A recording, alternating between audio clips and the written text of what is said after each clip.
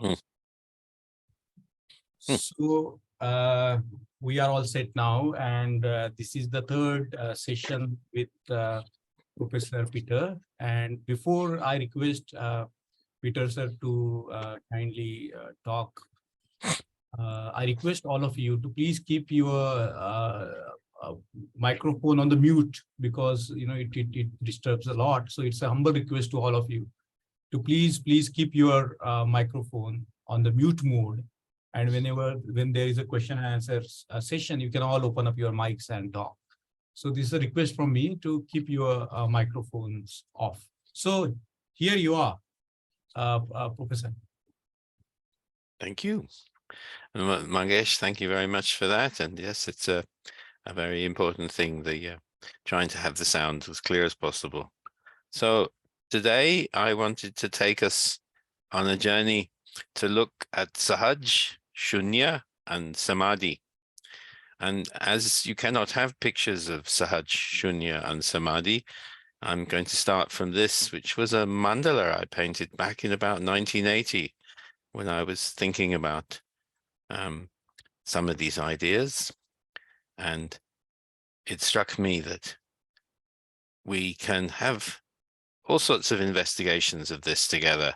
But what I'd like to do this week is start by taking you through some things about this word Sahaj, which crops up in Kabir and in Ravidas, and you will find in many Sant teachings.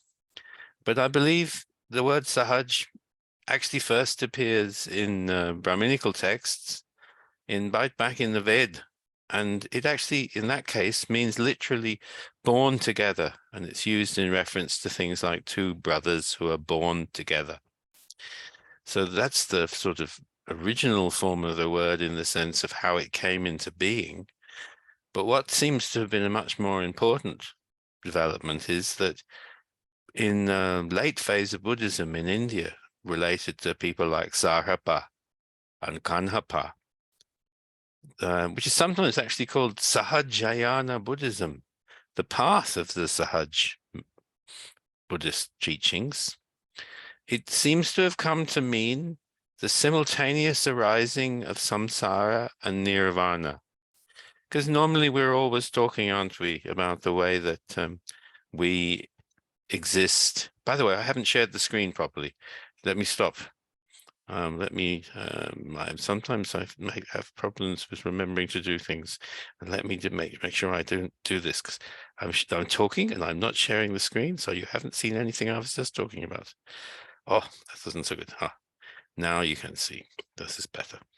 So I'll just make this go big. There you go. There was the mandala I was talking about, but not showing to you. So this is going to be much better now. There you go. So there was my mandala painting from when I was doing some of the translations which related to these studies, having come back from India. I think I'd been lying on my back and staring into the roofs of various temples in Khajuraho and making drawings of the insides of the mandaps and wondering what the symbolism was in all of the mandala designs. I never knew, but I wondered. So we're going to talk about what I was also talking about, this idea of Sahaj for Sahajayana Buddhists. And how can we experience samsara and nirvana together at the same time? It seems to have been an important idea in some later Buddhist traditions that whereas we normally talk about the problem as being that we exist in samsara, but we aim to be in nirvana, is there a possibility that we can somehow be at the same time in both of them? And there's a very nice collection of doha, but in extent in Tibetan, called the Royal Song of Sarapa. There's also another set of these dohas called the Queen's Song of Sarapa. But here's just a little taste of it from a translation by Keith Dowman. Many lamps are lit in the house, but the blind are still in darkness. Sahaj is all pervasive, but the fool cannot see what is under his nose. Replete with the Buddha's perfections, Sahaj is the one essential nature. Beings are born into it and pass into it. Yet there is neither existence nor non-existence in it. Those translations by Keith Dowman were up on the web, and the reference to how you could find them, I'm not sure if they're still there, is in the book which I published on Kabir. So that gives you a bit of a flavor of how Sahaj also seems to appear in verses by Sarhapa, which seem to have quite similar quality in some ways to Kabir's verses, with these enigmatic kind of references to how there's darkness and there's light. Sahaj is all-pervasive, it has one essential nature, and it's somehow related to a situation in which there is neither existence nor non-existence. And perhaps at the same time as the late Buddhist Siddhas were talking about Sahaj, it may also have been that the Nat Siddhas were talking about Sahaj, because for them also it's a key term. The illustration here is a manuscript from the Wellcome Institute for the History of Medicine collection, which I remember seeing while I was working there.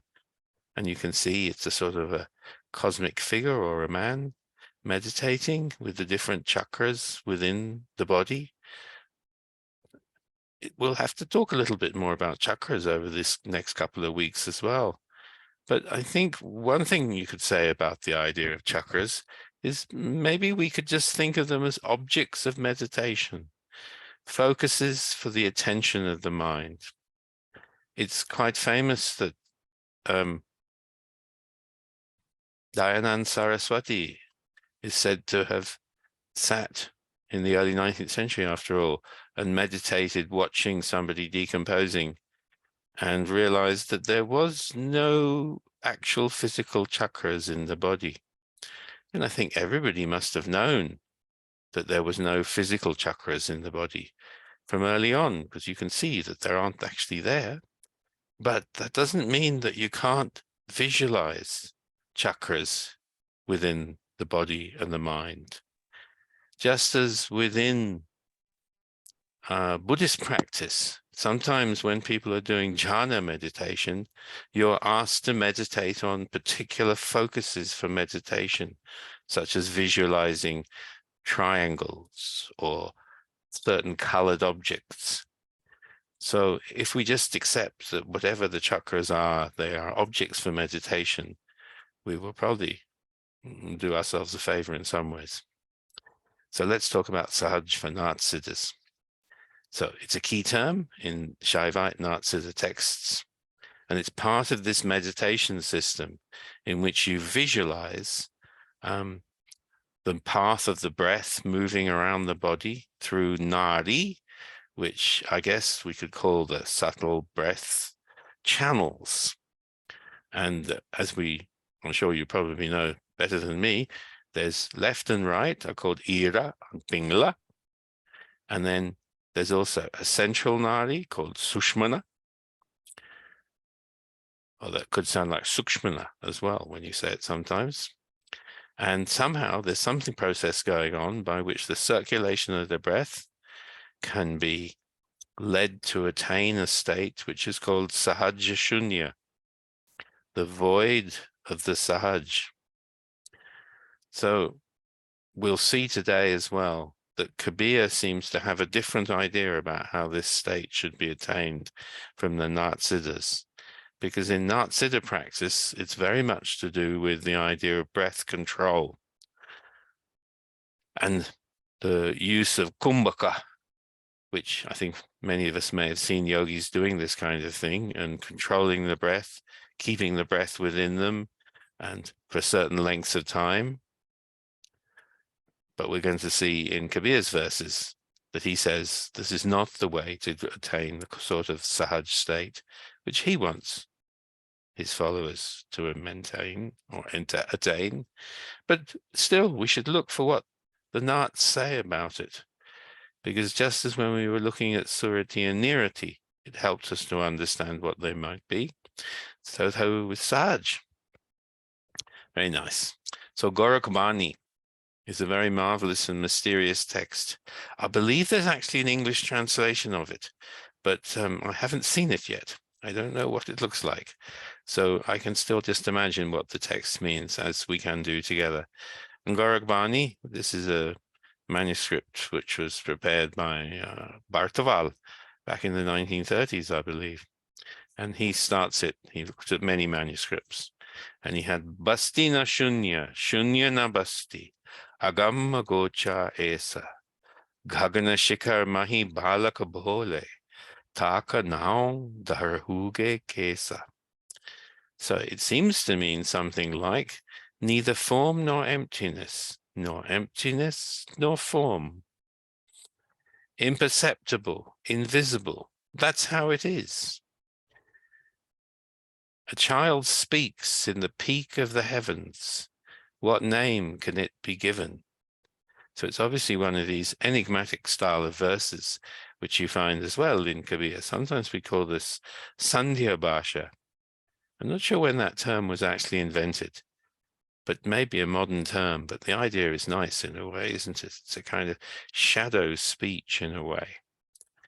But part of this also seems to resemble Buddhist teachings, doesn't it? The idea of neither form nor emptiness nor form, and something which is imperceptible and invisible. And then the second half of the couplet clearly probably relates to something to do with a meditation practice, because references to something like the Gaganashika, the peak of the heavens, occur in verses which describe how the focus of meditation has been fixed on something high within the body, possibly in the top of the head. And the speech of the Balak, that will be something which possibly we will need to talk to Siddhas more about, that last part of the verse. But looking in Gorak Bani, which I was doing this week again, and thinking, well, how would I talk to you about this? It occurred to me that we could look for some references to Sahaj there in Gorak Bani. And there's a very nice kind of allegory about what we should do with Sahaj. And it is something like Sahaja Palana Pavana Karigora Le Lagam Chitta Sabaka Chetani Asvar Jnana Guru Kari or Tajo Sabadabaka. So the Vasha, the language in Gorak Bani is a little bit more old-fashioned, antique, historic. There's also a way in which, in fact, in earlier Kabir tradition and in Gorak Bani too, that always the dohas are in more classical forms of language. But even so, we can just about see what's going on here, can't we? Sahaj is a Hindi modern gloss, which helps enormously as well. Hopefully you can see that as well. Sahaj ki jeen hai, pawan ka gora hai, lay ka lagam banao, chetan atma ko savar banao, o is prakar और सब उपायों को छोड़कर सवारी करते हुए गुरु ज्ञान तक पहुंचे उसे प्राप्त करो. Now let's have a look. If we go back to the Hindi again and think, does it work out? Make Sahaj the saddle, the breath the horse. And this word lay will crop up a few times this week as well.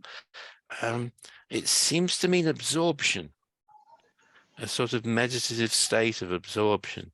And in this case, it's the reins, or the concentration, the reins, and awareness, the whip, if we take sabaka as related to a word for a kind of whip you use to make your horse go faster. Make consciousness the rider, wisdom the guru, and abandon all other means. So clearly Sahaj is part of the context of meditation for Gorak Bani, for Goraknath. And we'll see a very similar kind of allegory about riding up into the sky in meditation. Not today, but I'll show you at some point. I'm working on a Sufi saint who has exactly the same allegory in it. But let's look at what happened when Kabir's era was current. And there's a nice collection of verses related to Sahaj in the Allahabad version of the manuscript of the texts from the early 20th century, in other words, but preserving older versions, you'll see as well. And what was happening, I think, also relates to आजकल की हिंदी में जब हम जैसे सहज बोलते हैं तो कि इसका मतलब अंग्रेजी में हो सकता है कि ये तो natural, innate या simple सहज है कि हम ऐसे कर सकते हैं. It's easy, it's simple. But what did Kabir mean when he used the word sahaj? There's some verses here that clearly show that he was concerned that what he meant was not necessarily something which was simple or the kind of other modern meanings of the word sahaj. Sahaj, sahaj, sabko kahe, sahaj na chine koi. Jo sahaj sahab mile, sahaj kahave soi. Sahaj, sahaj, everybody says it, but none has recognized it. The sahaj through which you find the sahab, that is what I called sahaj. And then there's a second couplet which kind of goes with it. Sahaj, sahaj, sabko kahe, sahaj na chine koi. Jo sahaje bishaya thaje, sahaje kahave soy. Sahaj, sahaj, everybody says it, but none has recognized it. The sahaj through which you abandon vishaya or vishay, that is what I call sahaj. So perhaps what's happening here in this verse you can see is that Kabir is saying that the kind of sahaj he's talking about is a kind of sahaj through which you meet with the Lord. So you attain some sort of state of union. And it's also the kind of sahaj through which you abandon or renounce the vishaya, which can mean various things, but they're never great positive things, are they? They're always things to do with, in a sense, engagement with the senses.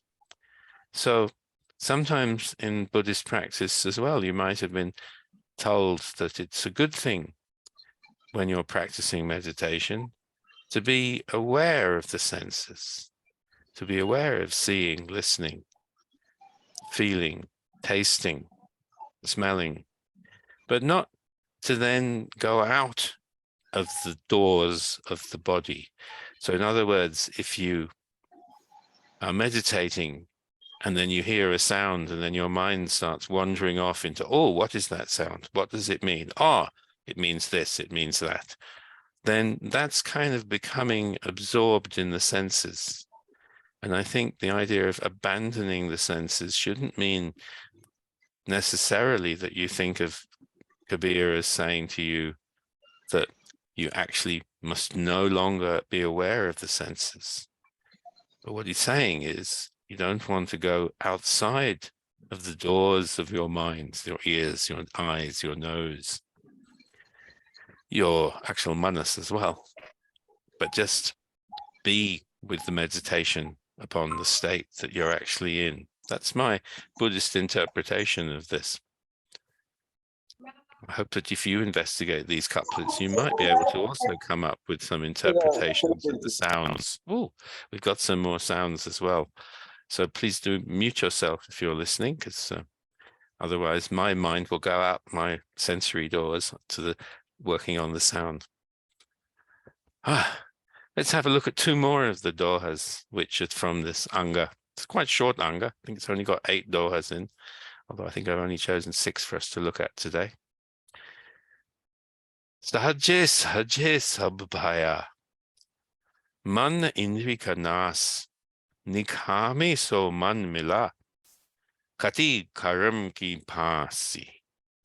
And you've got to remember that in the days of Kabir's sort of Hindi, you don't have so many postpositions as you do nowadays in Hindi. So sahaj se, just as like sounds saje, sahaje. Everything arises through sahaj, through sahaj. Mind, senses, and their extinction. Mind arises from freedom from desire. It is that which cuts the noose of karma.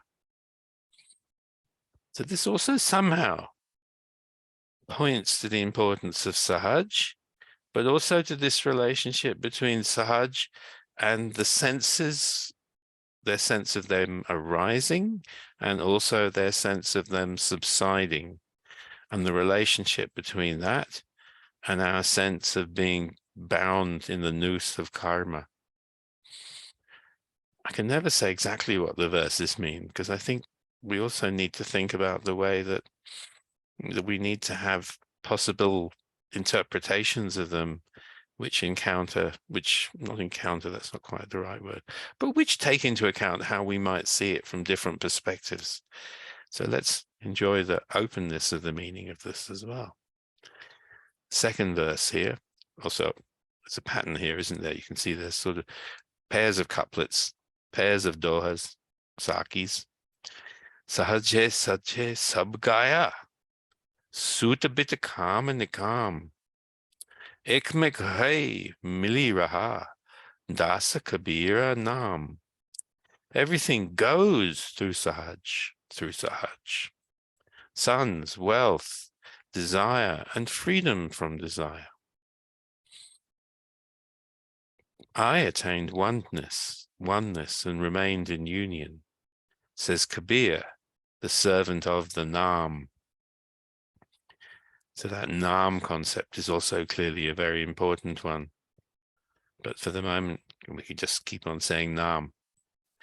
And I think as well, it's rather nice, isn't it, that this one couplet is about how everything comes into existence, Sabbaya. And the second couplet is about how everything ceases to be in existence, Sabgaya. And the kind of opposition between the two here.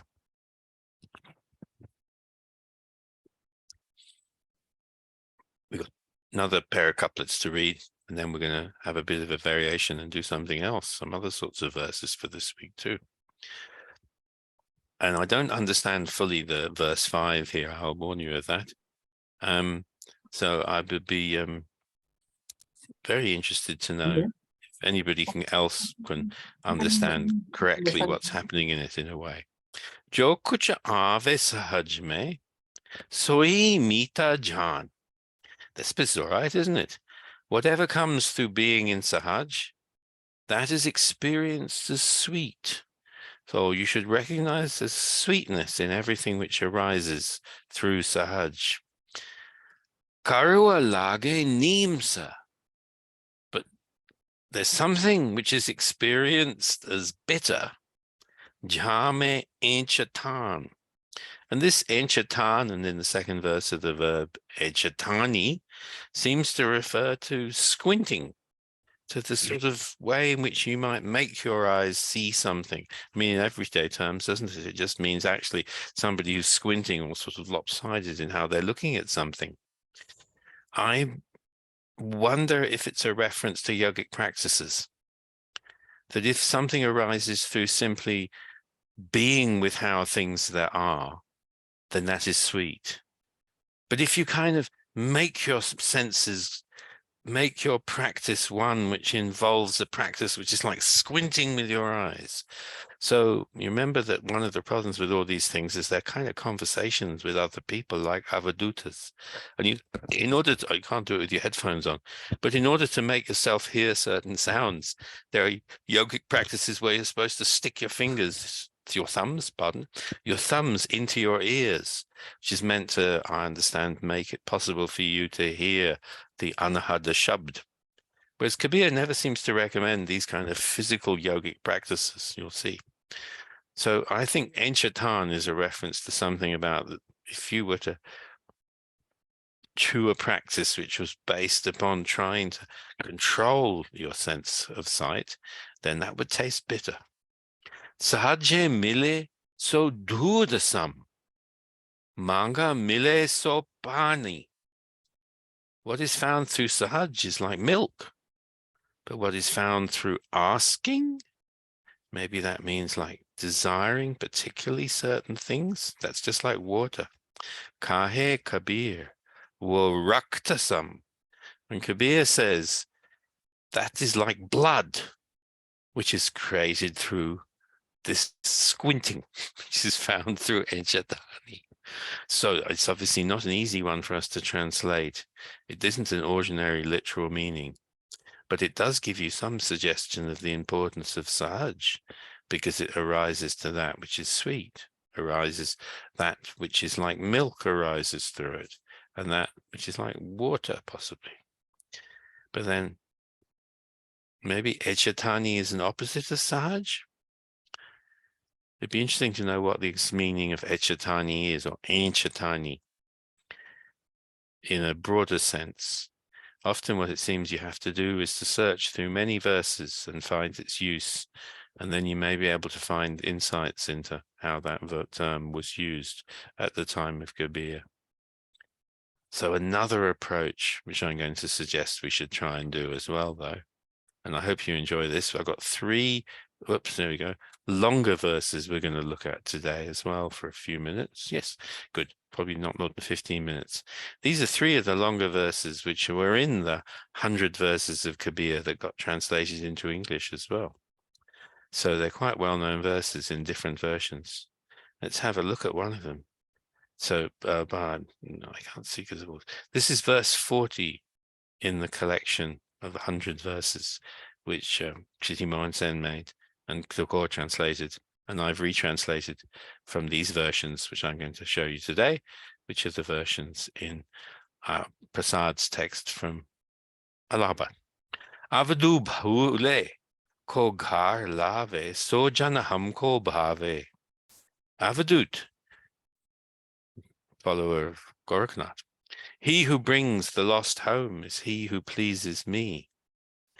And then look at this kind of verse. It's all about the relationship between Nath Siddha practice and Kabir's practice.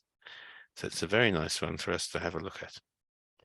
Ghar mein jog bhog ghar hi mein, ghar taje ban nahi jave, ban ke gaye kalpana upje, tabdo kahan samave. Stay home and practice yoga and take pleasure. Don't go to the forest. In the forest, you will dream of home or imagine home. Then what becomes of meditation? Ghar mein yukti mukti ghar hi mein, jo guru alak alakave, sahaj sunya mein rahe samana, sahaja samadhi lagave. Stay home, meditate, and attain liberation. The Guru reveals the invisible. Abide in Sahaja Shunya. Practice Sahaja Samadhi.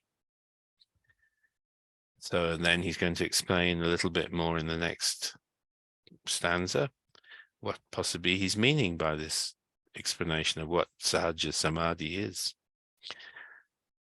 Unamani rahe, Brahma ko cheen hai, Paramatatva ko dhyave, Surat anirat so mela karike, Anahadanada bajave. So my translation is absorbed in the state beyond mind, Unamani. See Brahma, Brahma ko cheen hai. Focus on the ultimate reality, Param Tat. Make Surati and Nirati merge. In union, Mela. Make the sound of the unstruck sound resound. Or let the sound of the unstruck sound resound. And this unstruck sound crops up a lot in Kabir, doesn't it?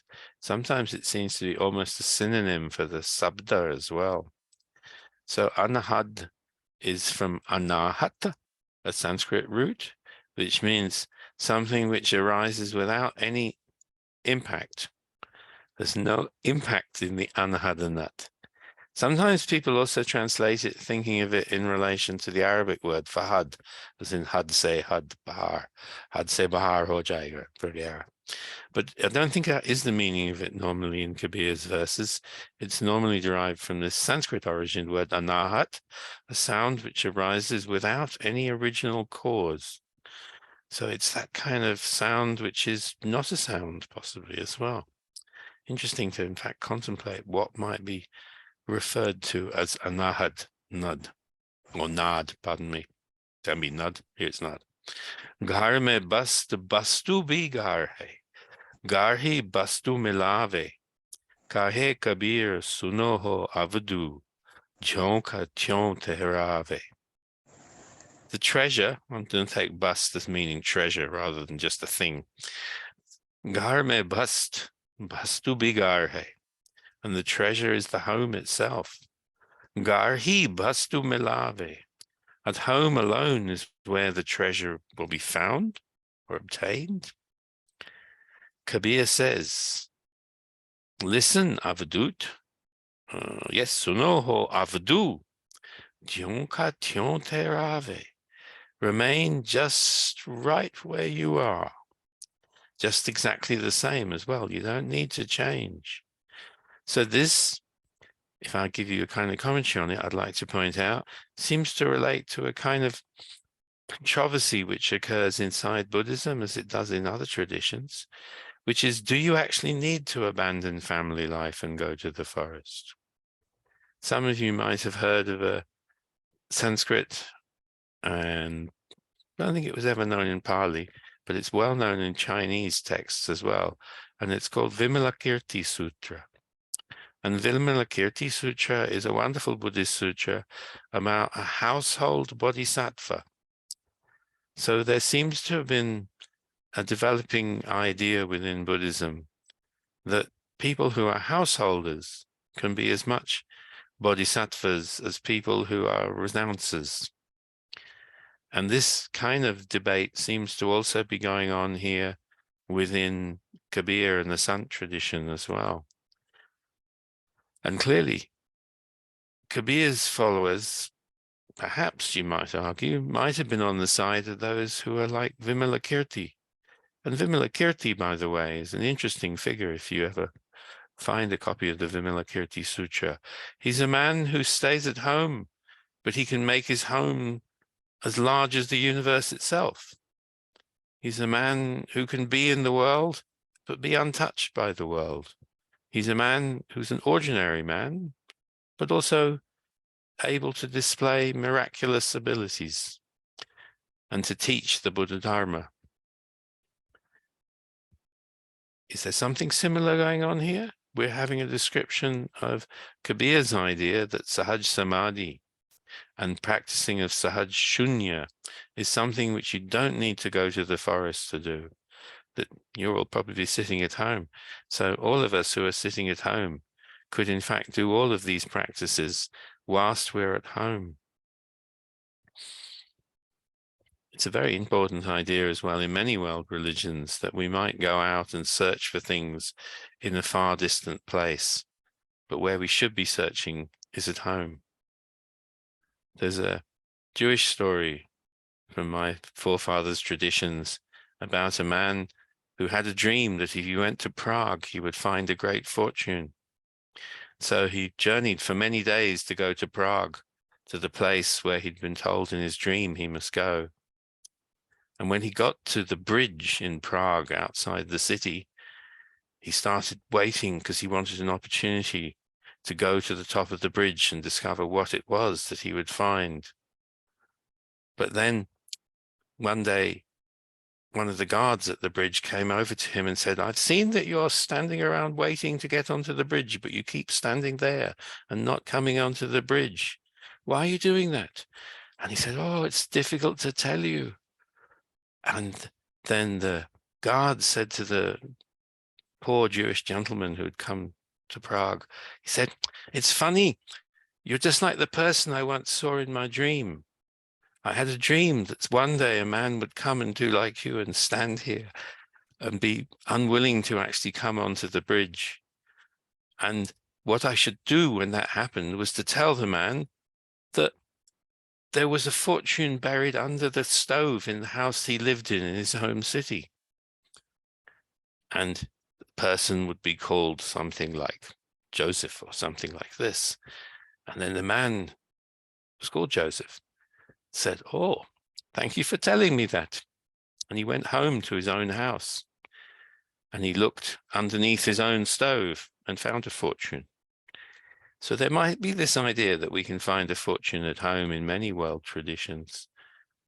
I'm not suggesting it's any actual connection with this particular Kabir verse, but it just reminds me of this same story.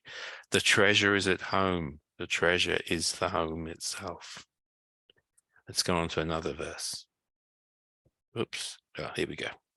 This one's a bit long, so we won't be able to do it in great detail, but you can see it, and we can, I'll share this PowerPoint with everybody as well.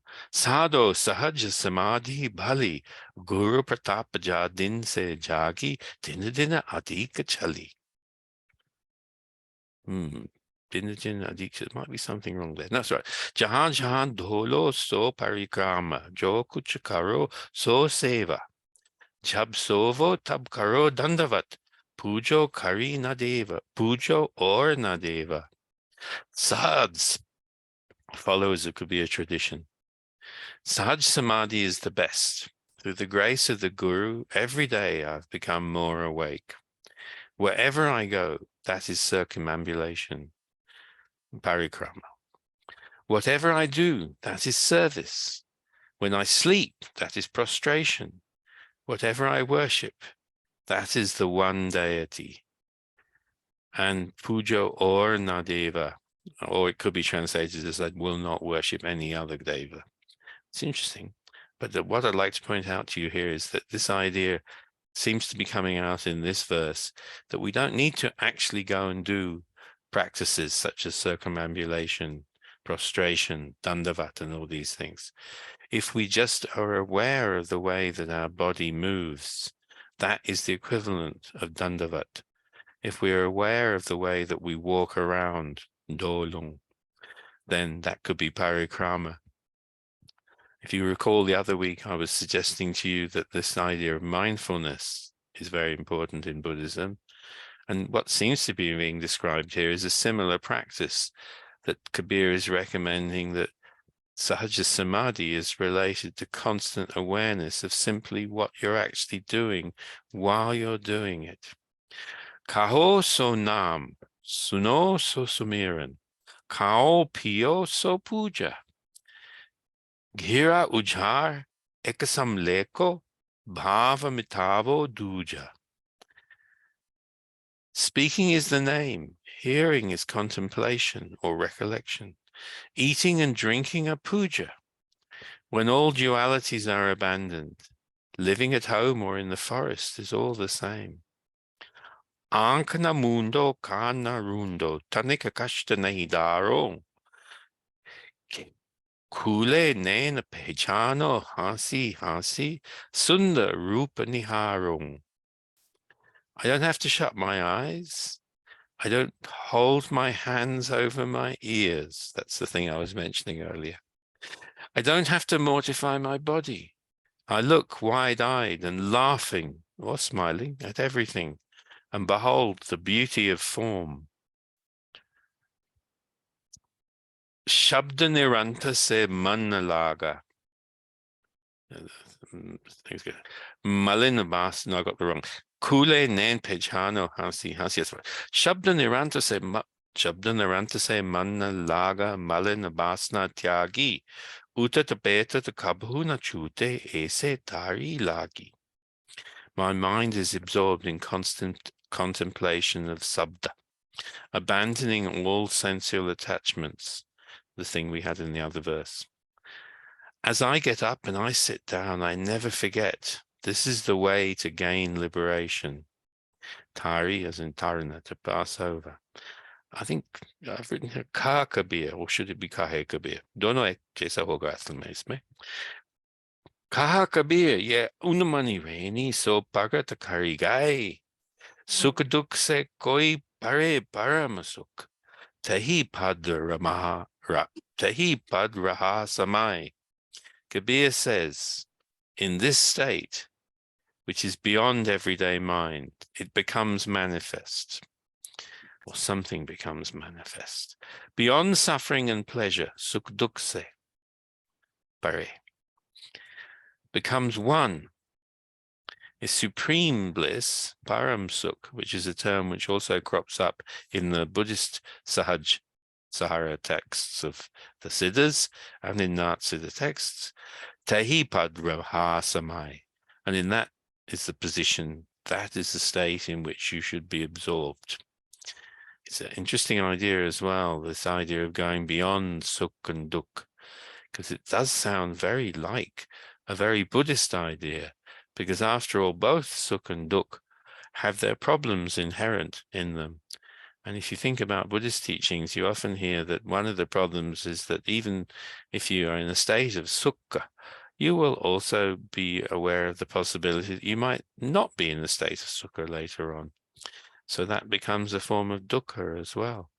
That coming into being or worrying about whether you're going to continue to be in being can also lead to dukkha. So that if we could get to a state which was beyond sukh and dukh in Buddhist tradition, that would be a better state to be in. And it seems too that in Kabir, if we could do that, that would be a state that we should try to attain. Got one more of these longer verses, and then we've got time for a bit of a discussion of some shorter ones. Brother, Vahai koi Satguru Sant kahave nenan alakka lakave. Brother, he's called a true guru of the sants, who reveals the invisible to the eye. Dolat dige na bholat bisre, jab upadesh dvirave, prana puja kiryanant se nyara, sahaja samadhi sigave. No swaggering nor swaying nor speaking forgetfully when concentrating on teachings, not involved in worshipping spirits or ritual practices, but teaching the practice of sahaja samadhi. And again, we find this bit here, which is clearly a reference to yogic practices and how they're not Kabir's practices. Dwara narunde bawa naroke, nahi anahad urjave. Ye manajai yahan lag jhapi paramatman darasave. Not involved in obstructing the doors of the senses, shutting them, nor stopping the breath, nor getting tangled up in the unstruck sound. This mind will keep on moving until the Supreme Spirit is revealed. Karma kare nikarm rahej ho, aise jugat lakave, sada vilasa trasana hitaname, bhog na jog jagave. Acting but not creating karma. This is the practice which is revealed, forever rejoicing without any suffering in the mind, awakening yoga within awareness of the senses. Okay. Dharti tyagi akashahu tyage, adhar muraya chave, sunna sikha ke sar silapa, asan achal jamave. So, letting go of the earth, letting go of the sky, I set up my camp in mid-air on the foundation stone of the source in the crown of creation. Think back to the Goraknath verse we also had earlier on. Assuming the unshakable yogic posture. Asan, achal jamave. Bita raha so bahar deke, duja drishti na ave, kahet Kabir, basa na hansa, ava govana mitave. Remaining within whilst seeing outside, seeing no duality in vision. Kabir says, swans, hansa, this is the way to live, to break the cycle of death and rebirth, ava govana, coming and going, existence within samsara. And again, just to say, it's interesting, isn't it? In meditation practice, how do you deal with the experience of sensory inputs? Do you move outside? Do you take part in the kind of movement towards something, which is attraction?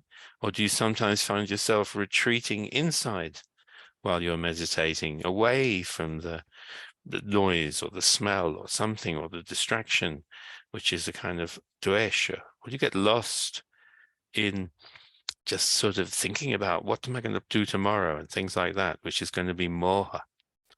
So here we have some similar sets of instructions about remaining within while seeing outside, but seeing no duality. There's some similar teachings here.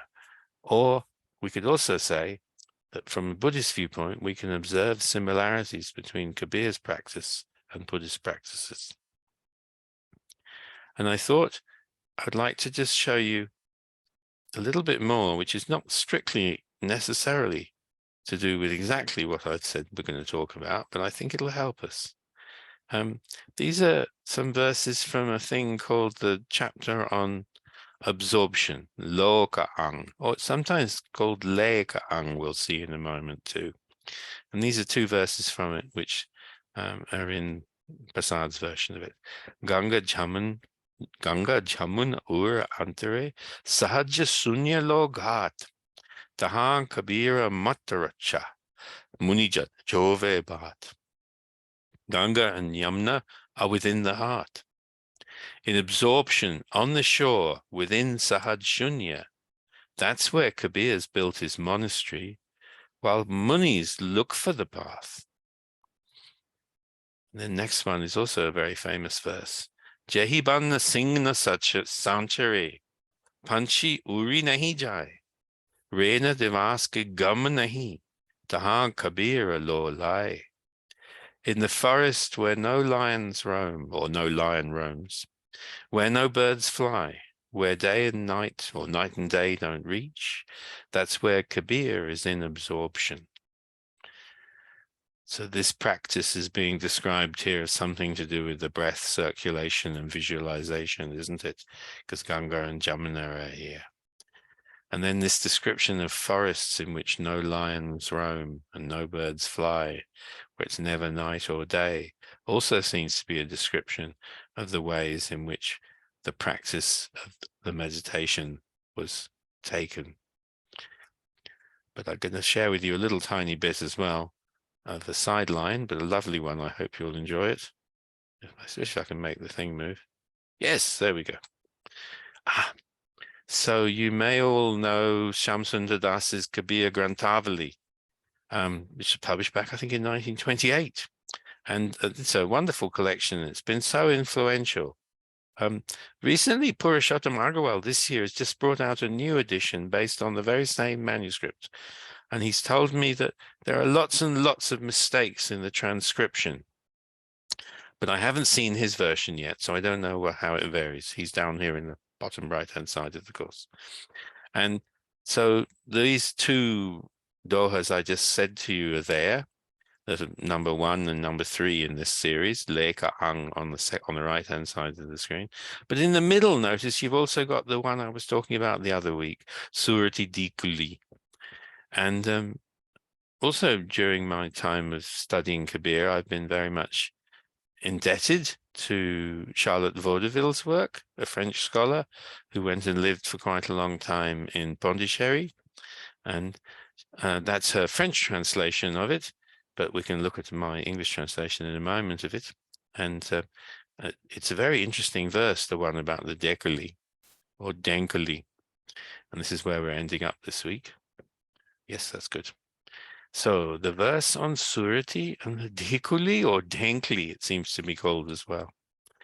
And here's a nice picture from a website about Awadhi Bhasha, showing you a picture of a Denkli. It's possible that you might have seen one in actual existence, because a number of people have posted videos of them. But the modern ones seem to involve car tires and various things which aren't quite in the allegory here. Surati Dhikuli Lej Leo Mananita Dola Nahar Kamala Kua Me Premaras Pive Bar Bar or Barambar. So Surati is the beam of the Dhikuli or Denkali. The rope is the absorption. Mind constantly makes it sway up and down, or possibly side to side. It depends on what you think Dolanhar means. It means both, I think. Love's essence is in the lotus pool. Drink from it over and over. So this is clearly a key part of the practice as well. And when you get this image of the rocking from side to side out of this, you also sometimes find the image of the circulation of the breath or the observation of the breath. Because after all, can you really make your breath move in the right, left sides of your body? Maybe you can, but I don't think I can. But I can be aware of the sense of my breath moving on my left side and my right side. Because after all, the Buddha's teachings about the breath often talk about this idea that when you're meditating, if you think about Satipatthana Sutta, it says that when meditating, you should be aware of when the breath is long and when the breath is short, and where it begins and where it stops and how it reaches the nose. Interesting, the concentration on the different parts of the breathing. So this is also a practice which is being described here. Surati, consciousness, mindfulness of the way that the breath is moving within the body is the dikuli. The rope is absorption. So there's some kind of thread that you need to have. Constant attention, after all, is needed. You need to be aware so you don't wander off in your thinking, or I don't ramble too much and go on too long. The mind constantly makes it sway.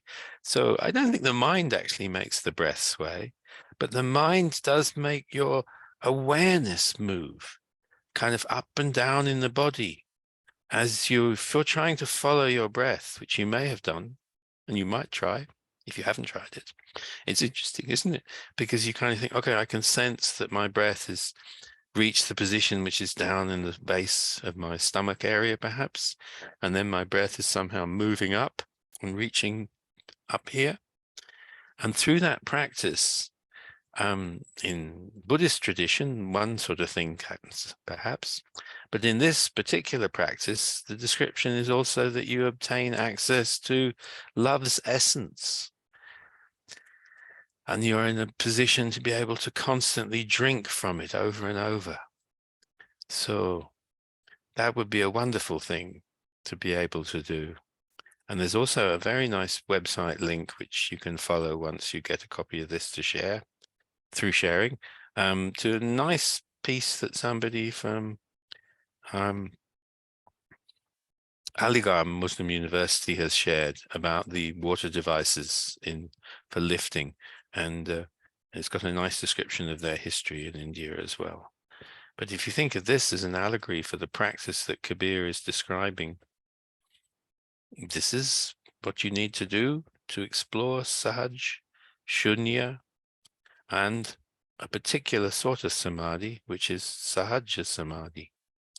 I think we come to the end. Oh yes, another mandala.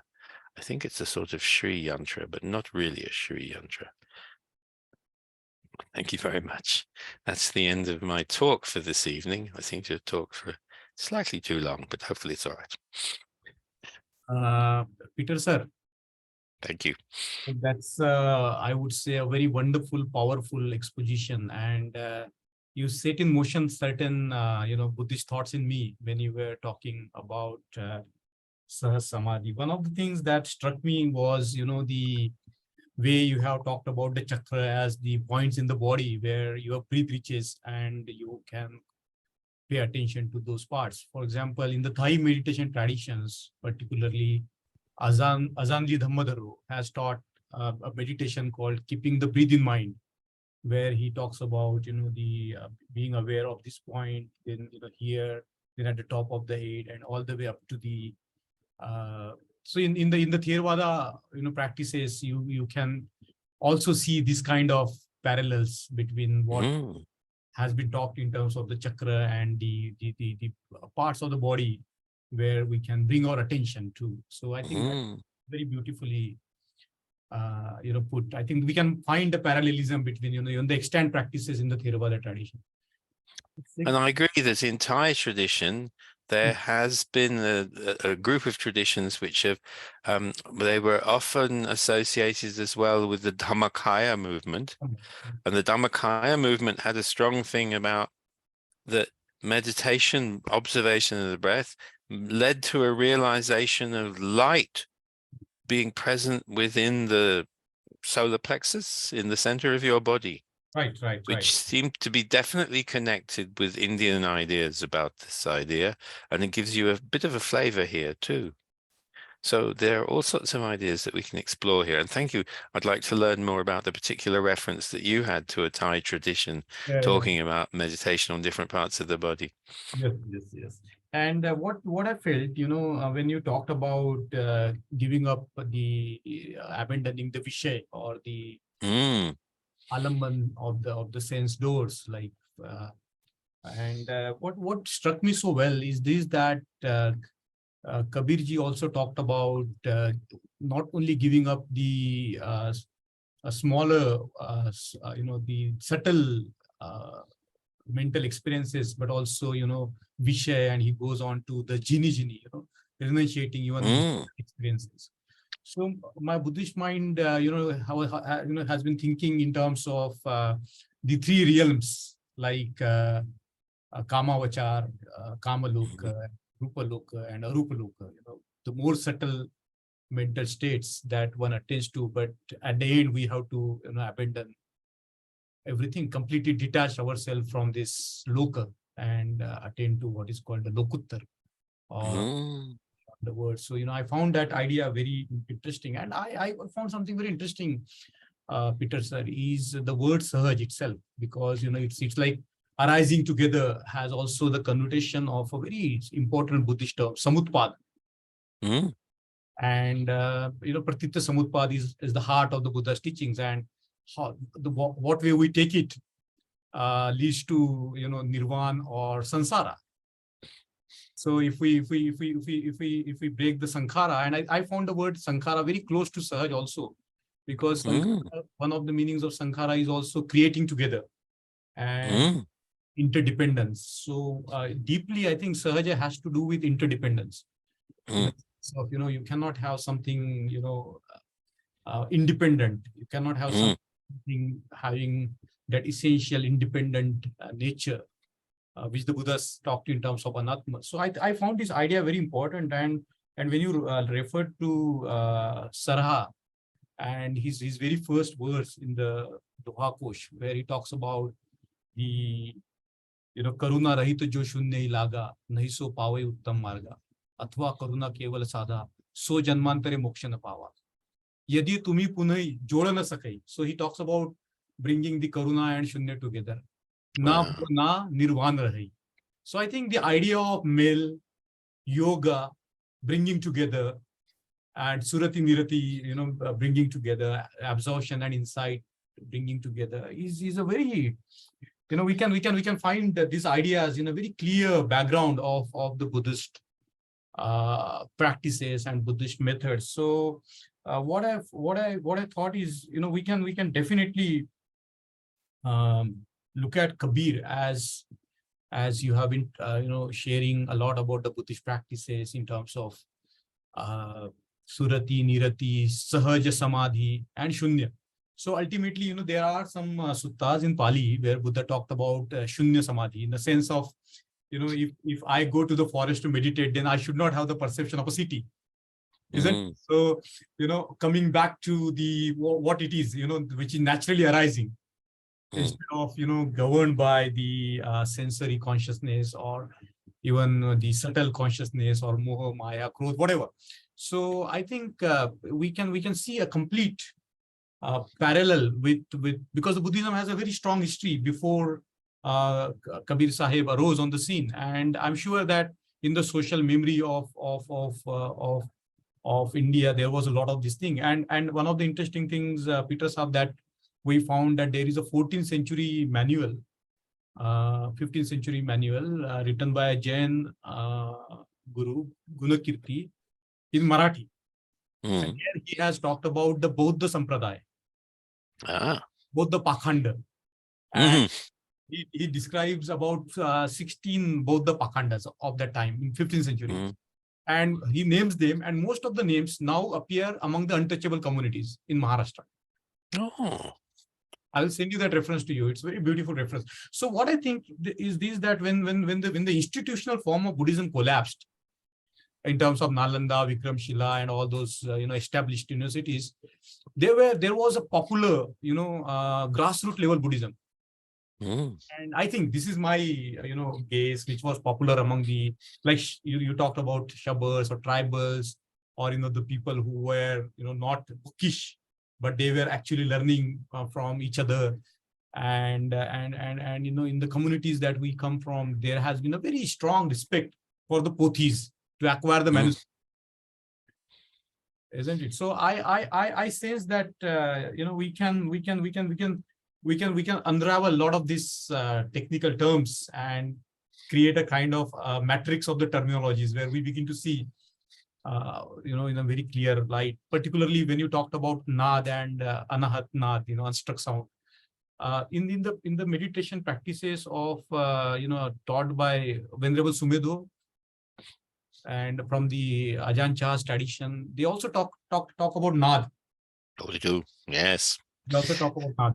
So Yes. I just wanted to bring out this some of the observations together, in line with what you have been teaching us, and I find it very fascinating that with armed with the Buddhist terminologies and background, particularly Vimal Kirti, and people when talk about Buddhism, they only talk about dichotomy of the monks and the upasakas, but it's not so. There were other forms of ideals in Buddhism like Gomi, this Kabir Sahab.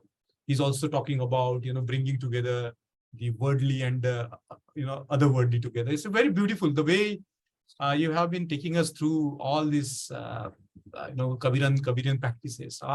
They directly make sense. So thank you so much, Peter Sahab. Thank you as well for those good points to consider as well. I always think too that Nagarjuna's Middle Way text is very good for pointing out that if things have essential essences, nothing can exist other than its actual form as a particular. If a tree is really a tree, then that means it can never change into anything else. So the essence of in nature of something which is emptiness is that there is possibility within it for everything to arise out of it. And so when I'm sitting with the concept of the shunya, which occurs in Kabir as well, it's the kind of primal state out of which all things can arise, which is being referred to. And so it seems to be very much that kind of Mahayana vision of how, if we're going to understand the fact that things have no self-nature and that things are impermanent and things will have some sort of dukkha involved in them, that this all arises out of shunya. And so it's very beautiful that Kabir's teachings also emphasize the importance of shunya within the path of liberation that he lays out. Peter sir, why I am now finding Kabir very important in a sense, because he has these images which are very concrete, and he talks very directly with the day-to-day examples like there were great Buddhist philosophers as Asanga, Vasu, Bandhu, and Nagarjuna, and they were all learned, all literally figure. But here comes Kabir, and he says that I don't teach from the books, I teach from what I have seen. And I find it a kind of hope in the world that we can, like the word Jokatyo is like Yathabhut, like Tathagata, the way. And I find these terminologies, they are not just the words. And I don't know, I should share with you, but whenever we utter the word Unmuni, it kind of tickles the mind. The phonetic, the sounds of the sounds used by Kabir are also, I think they are very deliberate. Some of the words are very deliberate in Kabir, I think. I think they do connect to the long tradition of Buddhist practice as well.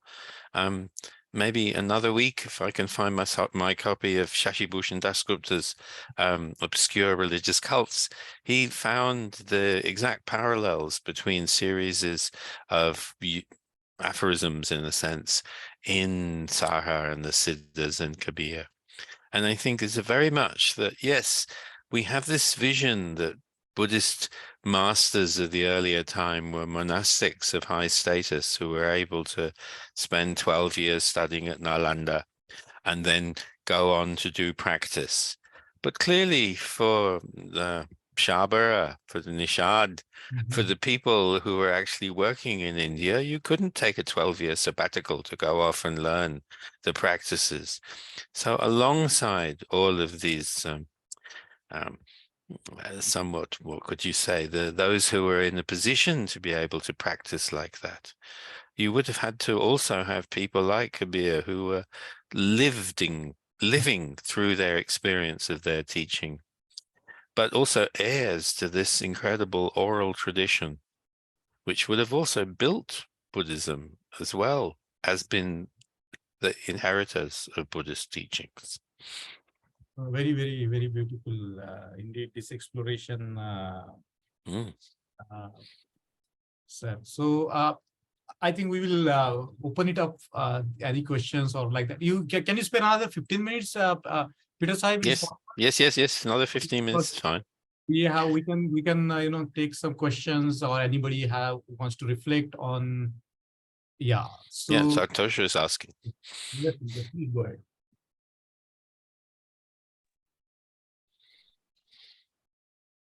So, Peter sir, first of all, thank you very much for sharing Kabir's knowledge. Thank you very much, Sadhuvat, to you, and thank you, Mangesh brother. One question, actually, I always wonder, whenever we talk about Shunyavada, this is just a kind of doubt. I want to get it clarified. When we talk about Shunyavada, when we say that tree should be looked as tree, and you should be in the present moment. But when we talk about imagination and creativity, innovation, don't you think we also need to think about something which is currently not there, but what is a possible thing? Yes, I think I think that there's a tendency for us when we hear a word like shunya to think of it as meaning something like the absence of something. But it can also, in this sense, mean the possibility for things to arise. So I feel, Santosh, that there is some ways in which in the 19th century, particularly at the same time as some Westerners were criticizing different religious traditions for different things, it was identified both possibly by Christians and maybe by some Hindus as a way of trying to suggest that Buddhism was a negative teaching. They said, oh, all this emphasis on shunya shows that Buddhism wasn't engaged. But it's not true, is it? Because the possibility is there in this sort of state of shunya for everything to emerge from it. So I don't think Kabir is in any way suggesting that shunya in itself is the end, because there's so much about light. There's so much about sound. There's so much about being with the walking, the lying, the talking. The actual occupation that you're doing becomes the practice. So, Santosh, I also wonder, in fact, if all of these allegories, like the Neguli, isn't just actually saying you should think of the practice of irrigating your field as being like meditation, but it's actually saying that even when you are spending your whole day irrigating your field, if you regard it as being a meditation, you can create something which is a positive mind state out of what might otherwise be a positively dreadful experience, which is to have to endlessly make this deguli work. And I think with many of the allegories in Kabir, it's very positive because it's through spinning, it's through weaving, it's through, I think I had one with just making halwa. I mean, there was a mitai allegory last week as well. So I think these are Kabirs speaking to people saying, even if you have to spend your whole day doing this kind of thing, there's no reason why you can't practice mindfulness while you're doing it. And I guess that's also an encouragement in Buddhism to a positive understanding of what's happening if we are under these circumstances, having to be involved in these things. On the other hand, all those allegories about building our monastery in the middle of the river and things like that, they're not actually practical suggestions, unless he was actually talking to people who were living in marginal communities who had to build their monasteries in the island in the river because nobody else possessed it. But maybe that's an idea that's just come to me, but it's not really a normal occupation, is it? But Santosh, you're right. The whole thing about emptiness is not the emptiness, but what it makes possible. That's very, very. Yes, sir. Thank Yes. you for a great question. If anybody would like to comment or reflect, if not, then we can hand it over to Jayashri to end our evening with some of the dohas sung by Jayashri.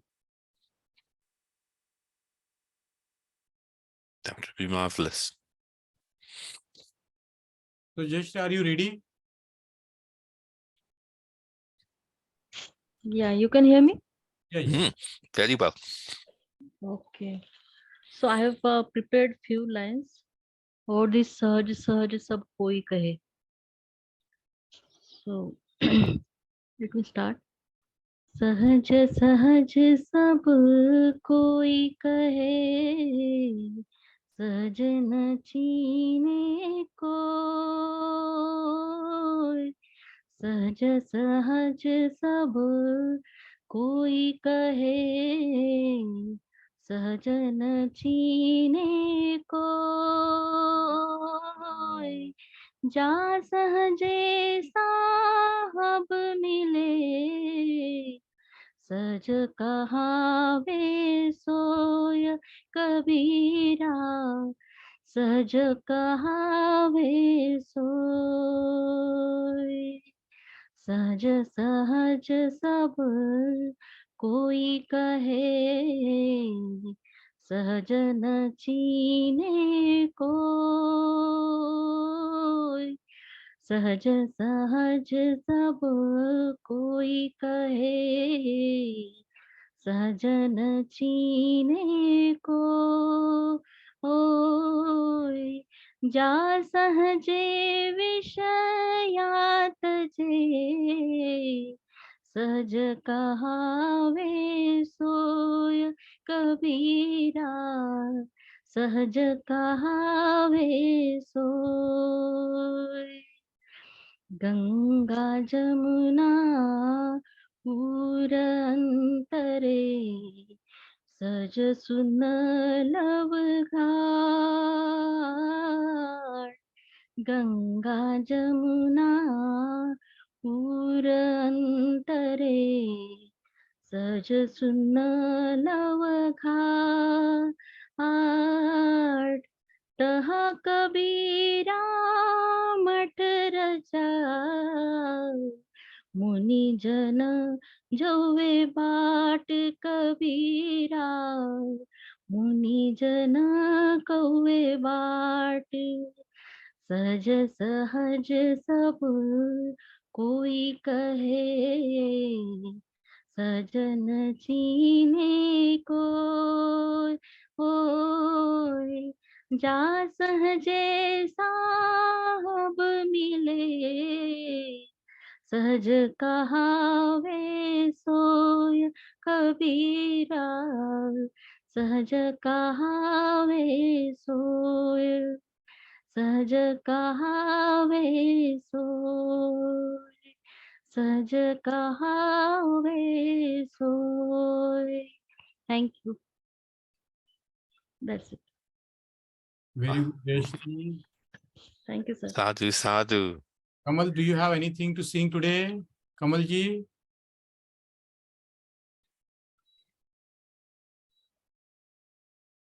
Kamalji, are you there? Yes, I am here, sir. Do you have anything to share with us today? Please share. Yes, I can try. Please, please, please. Just a moment. Right. So, can you hear me, sir? Yes. Yes, yes, yes, yes, yes. Just. सहज मिले सो दूध सम, मांगा मिले सो पानी, कहे कबीर वह रक्त सम जाम ए चातानी,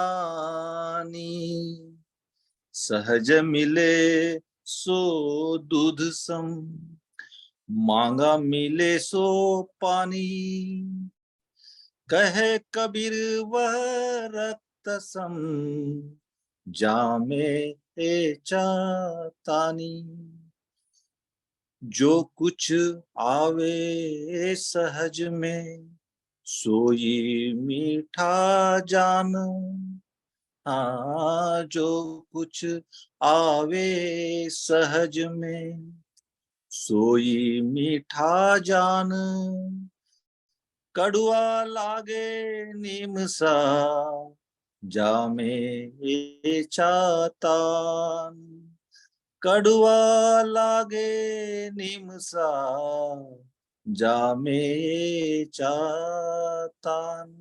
धन्यवाद। Thank Thank you you. so much, Jayashri, and thank you so much, Kamlesh ji. Today is 50th birthday of Kamlesh ji also, so we wish him happy birthday. Happy birthday, Kamlesh ji.